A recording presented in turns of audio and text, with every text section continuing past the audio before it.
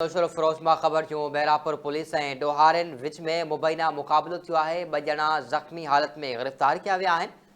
फर्दो मोरी वटि ॾोहारियुनि सां मुक़ाबिलो थियो। कामरान ऐं सद्दाम गोपांग खे ज़ख़्मी हालत में गिरफ़्तार कियो आहे। पुलिस जो चवणु आहे मुक़ाबले में ज़ख़्मी थियल जवाबदारनि खे इलाज लाइ इस्पताल मुंतक़िल कयो आहे। नौशर फिरोज मां ख़बर ॾियूं पिया। बहरापुर पुलिस ऐं ॾोहारियुनि विच में मुबैना मुक़ाबिलो थियो आहे। ॿ ॼणा ज़ख़्मी हालत में गिरफ़्तार किया विया आहिनि।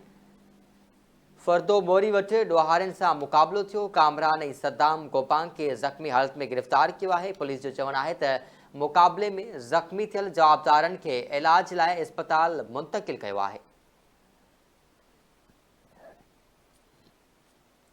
नौशर फिरोज खां ख़बर ॾियूं पिया। बहरापुर पुलिस ऐं ॾोहारियुनि विच में मुबैना मुक़ाबिलो थियो आहे।